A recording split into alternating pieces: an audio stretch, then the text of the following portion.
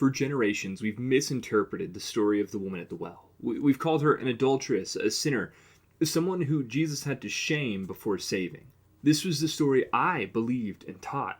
But the truth is far different. In her world, women didn't have the power to choose, let alone end a marriage. And they had no means of providing themselves if they were cast aside, and no defense against the whims of men.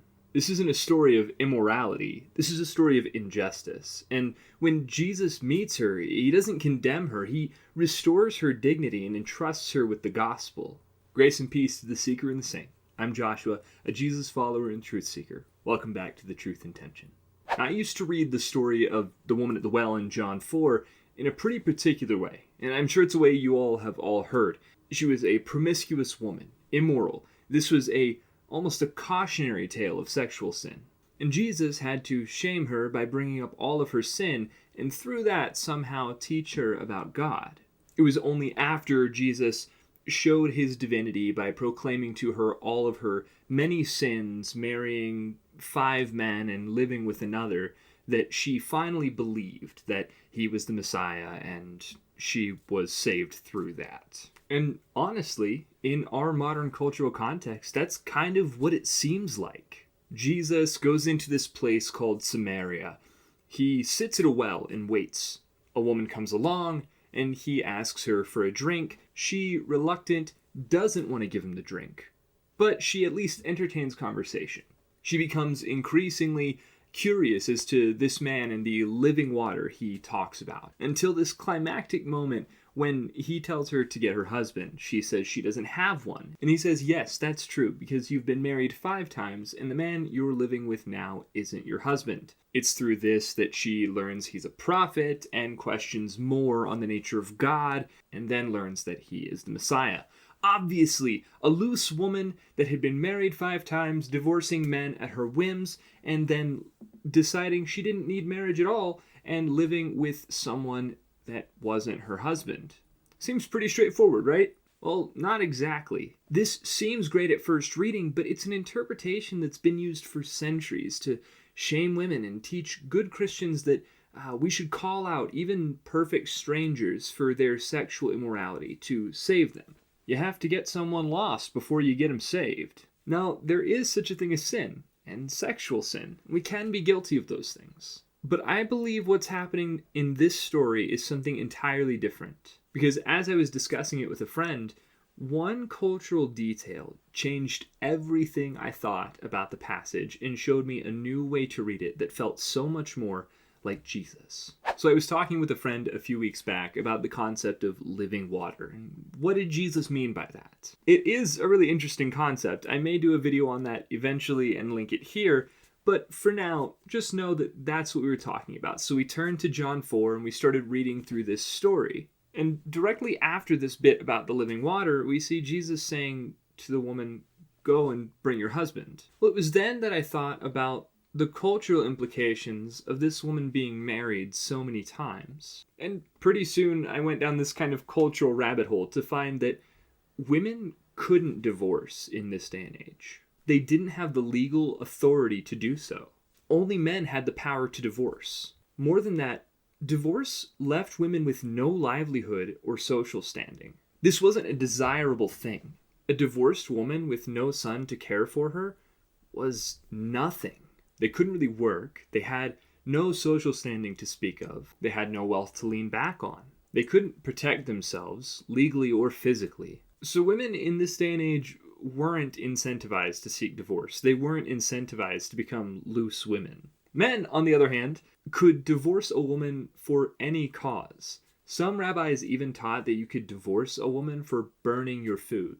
So let's piece this all together now. If men were given full power and authority to divorce, to dissolve a marriage with no social, economic, political, or religious backlash, we're taught by rabbis that you could divorce a woman for any cause, even just burning their food. And all of that power was given to them in a culture where women were seen as little better than livestock, dehumanized to a point where they were seen as slaves rather than full humans. Then a woman who had been discarded by 5 different men was not an immoral woman. She was a victim of injustice, discarded, powerless, and certainly stigmatized by the men who held influence. Furthermore, this idea of living with a man that she wasn't married to wasn't a sinful behavior. It was her only way to survive.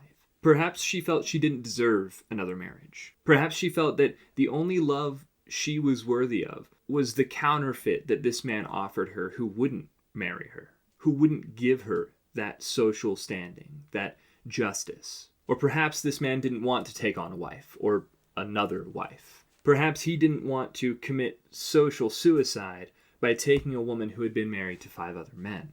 I think I should repeat here that this was injustice and not sin. And if you don't believe me, let me direct you to Genesis 38, where a woman named Tamar was married to the son of Judah. This son committed injustice against Tamar and was struck down by God. So Judah's next son went in to her to perform the relations that the law commanded, to give her an heir, to give her a son that could care for her. But instead of doing so, the Bible says he wasted his seed on the ground so that he wouldn't have to give his brother an heir. And because of this injustice, God struck him down too. And so Tamar decided to take this justice into her own hands, coming up with a plan that combined deception and seduction to cause Judah himself to think she was a prostitute, to sleep with her and give her a son. And when all of this came to light, Judah wasn't mad at her. He didn't call her out for being a sinful and deceptive and immoral woman. Judah said, and the Bible records, that Tamar was more righteous than Judah.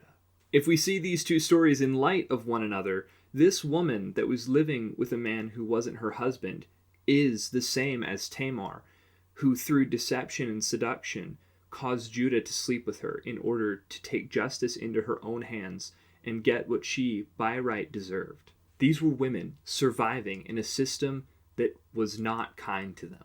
And with this cultural information, with these paralleled stories, my entire understanding of the John 4 account changed. It no longer reads as an unjust and sexually immoral woman, but a victim of injustice into whose life Jesus was able to speak. So with this cultural information, this is how I read that story now. Jesus goes into the land of Samaria with his 12 disciples. He sends them away and waits at a well. A woman, a Samaritan whom the Jews hated, came to the well to draw water. And at first, Jesus appears to be who everyone reading thinks he should be to this woman. He demands of this woman a drink of water, and he pompously touts that he has living water from which people could drink and never thirst again. Now, the disciples, the Jews, and others reading this would likely think that this is a reference to Torah, the Word of God from which we can all be nourished. The Jews had this, of course, but the Samaritans, well, they didn't. He then at first seems to expose her shame. He calls out that she's been married 5 times, and she's living with someone to whom she's not married. Once again, the readers, the disciples, the Jews could all look at this and say, "Get her, Jesus. Get her." But soon after, he begins to flip the tables. And he starts this when she asks him about worship. As a theologian, she says to him, "Your people, the Jews, say we must worship in Jerusalem, but our fathers always worshipped on this mountain." And this is where Jesus really starts to get a little radical, where the story flips from one of shame to one of redemption. He says that there's a time coming when neither the temple in Jerusalem nor the mountain of her fathers will be the place of worship, but in one's own spirit and truth. He even says, "You worship what you don't know, because salvation is of the Jews, but there's coming a time when it will no longer be so. It will be to and from all people." And when she hears this language of ultimate justice for all people, then she remembers the story of the Messiah that's coming, that's supposed to set all things right. And Jesus affirms her in a huge way. To this point, he's not told anyone who he is. Even the disciples have a knowledge that he is a great teacher, maybe even a belief that he's the Messiah, but he hasn't entrusted them with that knowledge. And she runs back into the city joyous, not ashamed, not feeling worthless, not discarded like she was by her previous husbands, but treated as a social and theological equal to Jesus himself. Jesus promised her the justice that she was not receiving in life. He told her, I know of your sorrows.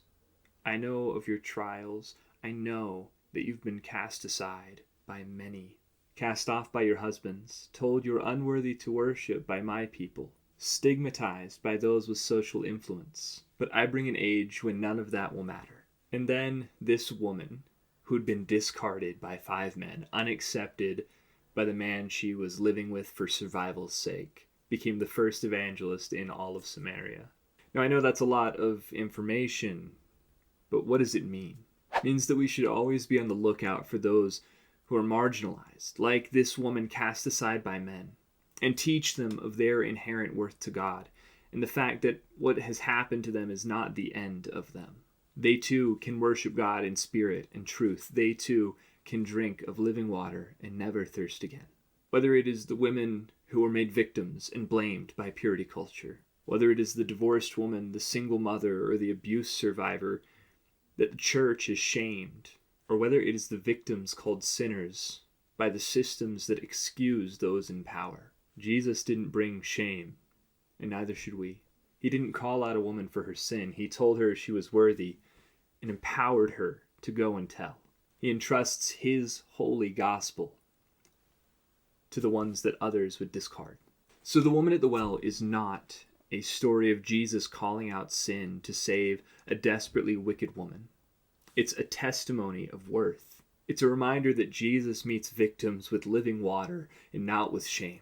And if that rereading feels disruptive, that's because Jesus himself disrupted the patriarchal assumptions of his day. If you want to know more about Jesus and his radical affirmation of women, go ahead and watch this video where I talk about that and how Jesus turned me into a feminist. I'll see you there. Till then, go in peace, walk in truth, follow always the law of love.